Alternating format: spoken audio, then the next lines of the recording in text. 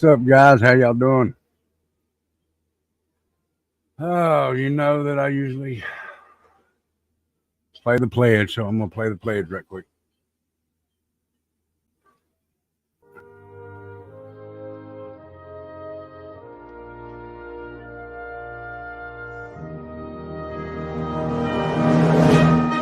I pledge allegiance to the flag of the United States of America and to the republic for which it stands, one nation, under God, indivisible, with liberty and justice for all. Thank you guys for letting me play that. I really appreciate that. So how's y'all's day been? Mine is tiresome. I've been working. Very tiresome. So we'll get this up here and get started. So today's story is about Rod Farrell. If y'all don't know who he is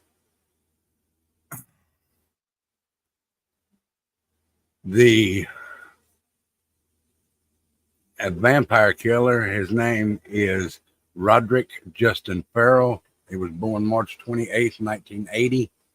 He's an American murderer and a cult leader, somewhat like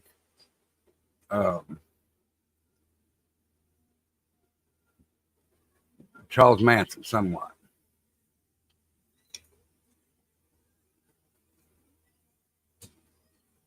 I'm glad to see everybody here.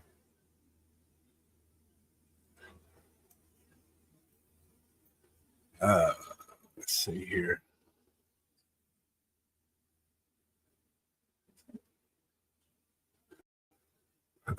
We'll read this right quick, and then I'm not going to be on my own because I'm very, very tired.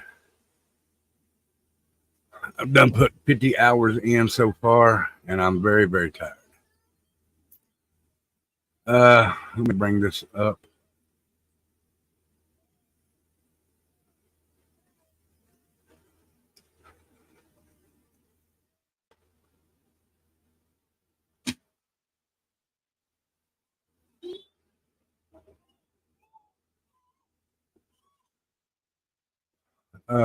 Let's see here. See if I can make it bigger.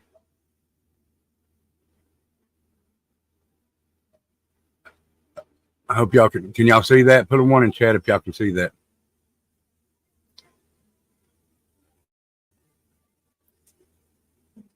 So I'm just going to read a little bit. I know the story because I remember it from when it happened back in the day.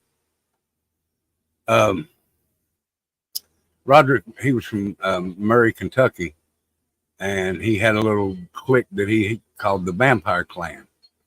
And he claimed to be a 500-year-old vampire named Basago, a character he created for himself after being obsessed with playing the game Vampire the Masquerade. Hello, Sunshine. Hello, Sean.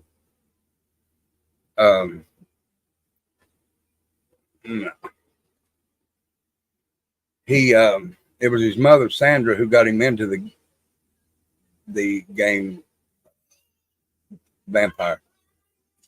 In 1998, he pled guilty to a double murder of a couple from Eustis, Florida, and he was the youngest person on death row.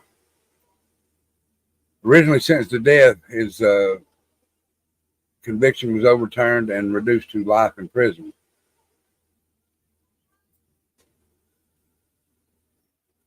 And the killings happened on November 25th, 1996. Naoma, Ruth Queen, and Richard Wendorf were found by their oldest daughter, Jennifer Wendorf, beaten to death in their home in Eustis, Florida.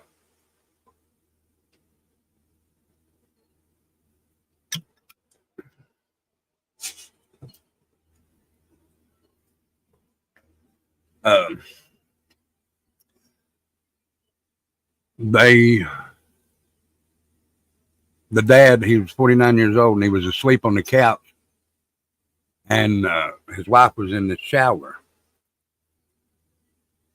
Farrell had an accomplice, which was Howard Scott Anderson, and also the youngest daughter of this couple that was killed was in on it. Now, she said that she had no recollection. I love you too, son. She had no recollection that they were going to kill her parents, but she left the side door to the garage going into the house open.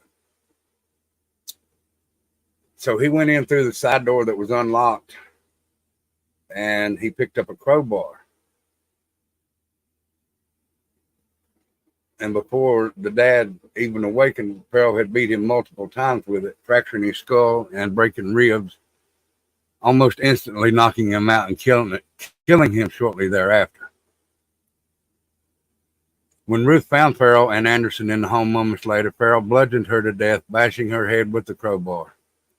He claimed in his confession, however, that his original plan was just going to allow Naomi to live, but she attacked him first.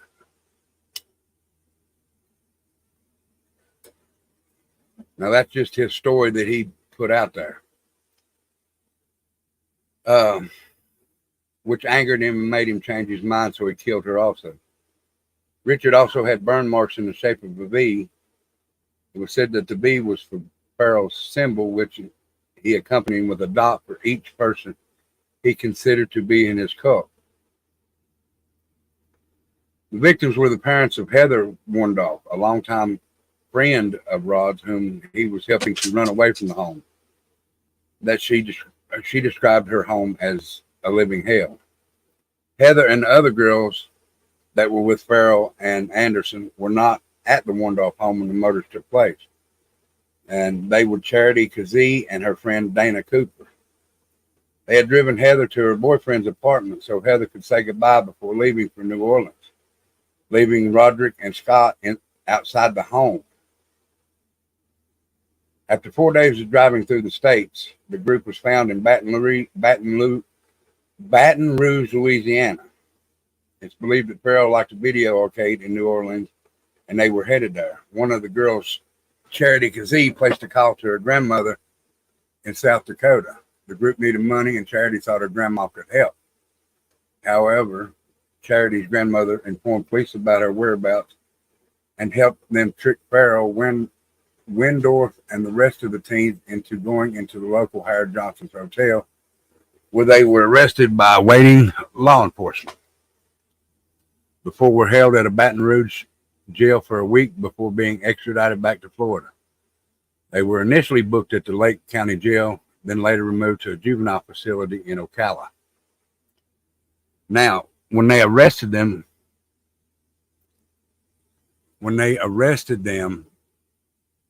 they had pulled them over 4 or 5 times before this, and each time that they let them go. So finally, on the 5th time is when they finally picked them up.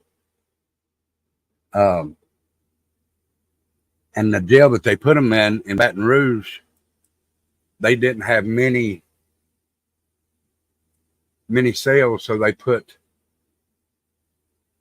Farrell and this girl, one of the girls, I can't remember which one, I had to wait, and put them in the same holding cell, yet they were on camera. But the camera caught them trying to make out in the jail in the same holding cell. So finally they moved them and separated them, and just an all up messed up story, guys. February 12th, 1998, then 17-year-old Farrell pleaded guilty to the murders, claiming that others traveling with him were innocent except Scott Anderson.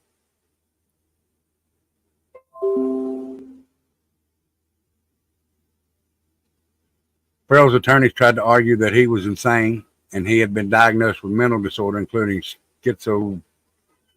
schizopath personality disorder and Asperger's syndrome.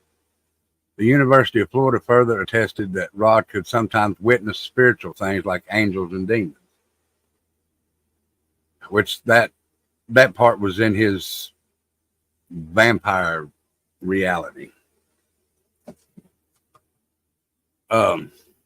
Judge Jerry Lockett sentenced Farrell to death. Charity Kazee was convicted of 2 counts of third-degree murder, robbery with a gun or a deadly weapon, and burglary armed with a weapon or explosives. She was sentenced to 10.5 years in state prison. Dana Cooper was convicted of those charges as well, but was given a 17-year sentence. Anderson was convicted of the same charges as Farrell and was sentenced to life in prison. For 2 years, Farrell held the record as the youngest inmate on death row until November 2000, when the Florida Supreme Court reduced his sentence to life in prison because Florida had long abolished parole. The sentences without it, Kazee was released from prison March 2006, and Cooper was released from prison 2011. January 2013, an appellate court dismissed attempts by Roderick Farrell and Howard Scott to get a new sentence hearing. However, in December 18th, Howard Scott Anderson was resentenced by judge to 40 years in prison. Anderson was given credit for the 22 years he had already served with his first family, making him eligible for release in 2031. Hey, Rocket. Ruth Wendorf's relatives attended Anderson's resentencing hearing and did not oppose his early release. Speaking with Daily Commercial, they said they are more concerned about Farrell, who was scheduled to face his own resentencing hearing in July 2019. Farrell's resentencing hearing was then moved to November 18 and then again to April 2020, and the sentencing judge upheld his life without parole sentence and deemed him irreparably corrupt. Anderson is currently incarcerated in the Calhoun Correctional Facility, while Farrell is in Northwest Florida Center, AMAX. There was a film film Vampire Clan is based on and named after Farrell's cult. The song Blood and Bluegrass come from their Cockadoodle Don't is about Farrell. Killer Kids Season 4, Episode 8 has a half-hour segment on Rod Farrell and his Vampire Clan. The Unexplained with William Shatner is a documentary series which includes an episode about Farrell in his first season. And then all these things right here bring you to that. And it is also, if you watch Lamont on the Run or Lamont at Large or something to that effect, I can't remember if it's Lamont at Large, Lamont on the Run, or something. Lamont something. He done a story on this also. There's a lot of stories out there about this. And I was going to do a story last year about it and completely forgot about it. So, but there's not, that was, if you want to read more about it, go look him up. His name is Rod Farrell. Let me show you. This is him now. This is him now. Now the picture on the front of the thumbnail is him when the murders happened. He was 17. This right here, I think he is 40. He's 43 right now. So this is him now. But it's a good story to read up on, guys. I just, going to throw a little story out there because I haven't done one in a while.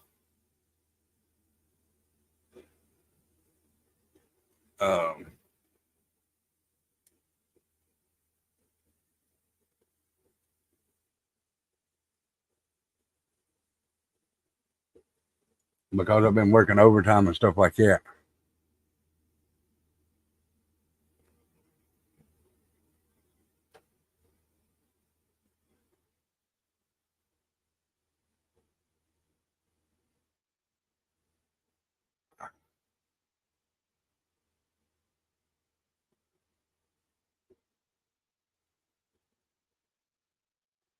Guys,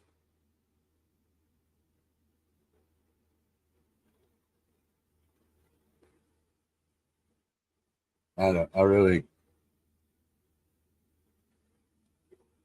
yeah. That's how that. That was another thing. Thank you, Rocket Queen.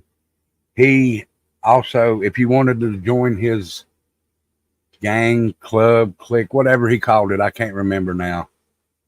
He would cut a little piece on his wrist, and you would have to drink his blood. Then he would make you cut a little place on your wrist, and he would drink your blood. That way, y'all would have each other's blood in you.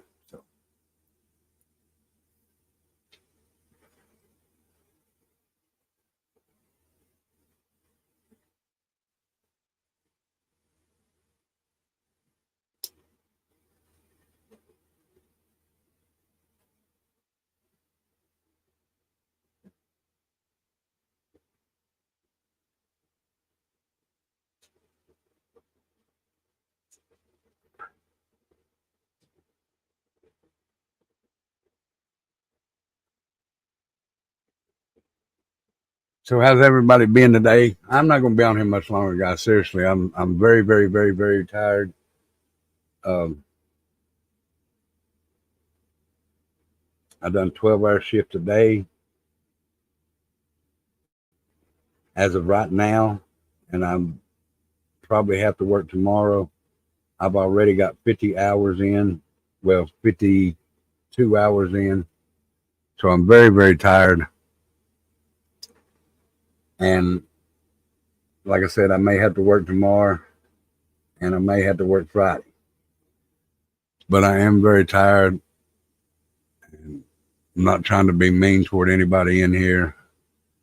I'm just wore out, guys.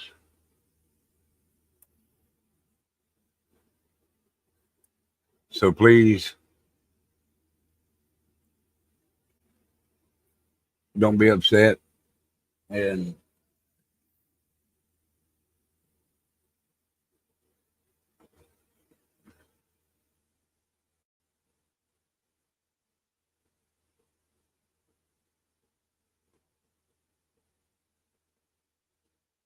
will you guys go check out Becca tonight? I don't even know if Becca's going live, guys. I really don't. Uh, but if you want to hear some music tomorrow night, Friday night, please put your request in. Love you too, baby. Tell them if you're going live tonight, Angel.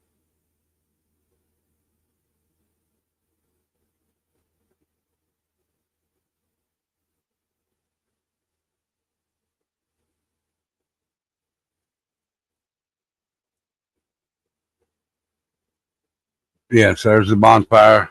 10:30. It's an open panel. Okay.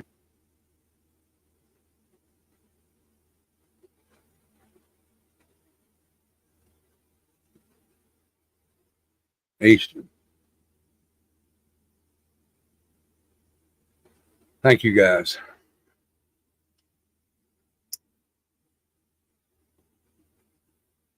Got a lot on my mind. I got a lot of work on my mind. I got a lot of tiredness on my mind.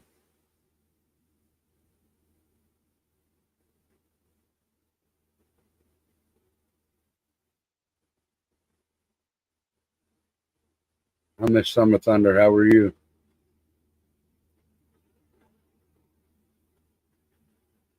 I'm glad you're here. Like I said, I was telling them I'm sorry. I'm getting ready to jump off here, but I'm very, very tired. My mind is racing back and forth. I missed my medicine Monday. I just got it today, so I'm going to take it. I'm going to lay down. Hopefully, that'll help me a little bit. Um,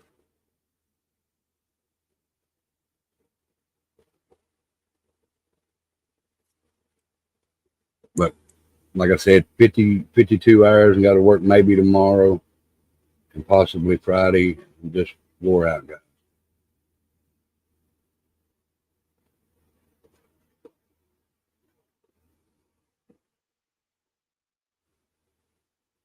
Well, I'm glad you're doing good, Summer Thunder. But Becca's going live at 10:30 Eastern. She's going to have open panel. Y'all go over and show her some love. And guys, I'll see you maybe tomorrow night. If not, I will see you Friday night for the bonfire. Y'all just have a thank you night. But y'all have a good night, please.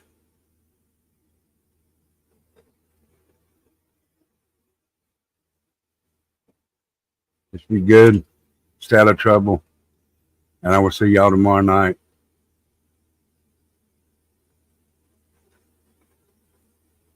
So maybe I'll see y'all tomorrow night. Sorry. Love you too, Nani. Love everybody in here.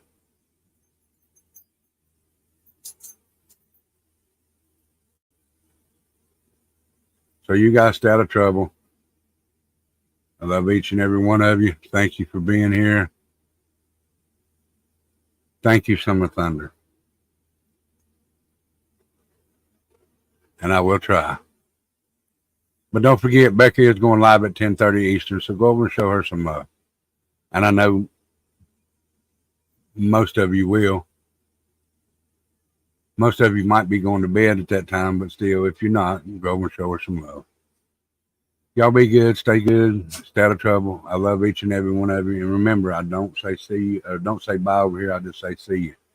So I will see you. Thank you, Sunshine, and I will. I hope you have a good rest of the night.